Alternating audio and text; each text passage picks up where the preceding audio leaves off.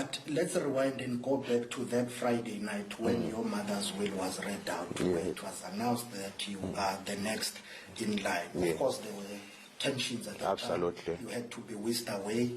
Were you ever worried about your own life and your own safety at that time? What was going through your mind? Because you woke up that morning a prince, but you had to leave a king. Yes. So how were you feeling, or how did you feel on that particular day?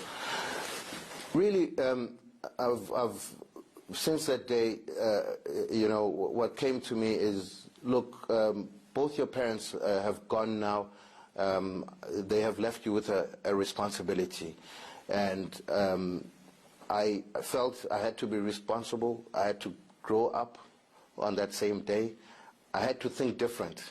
I had to now become a king, which, even till today, day by day, I'm learning my responsibility, and I think so far so good. I am handling it. What is your vision for the throne, or the long term? I know you have addressed some of the issues, but moving forward, the long term vision for the throne for King Misuzulu, what is it? I think greatly it's to build relationships that we've never had. And, like I said earlier, what my father has left as a foundation for us to carry on, I have to build on that. Not to eliminate and say, look, we're starting new things, new beginnings. I think my father, the king, had already started on a good note. He laid the foundation for myself and for the nation.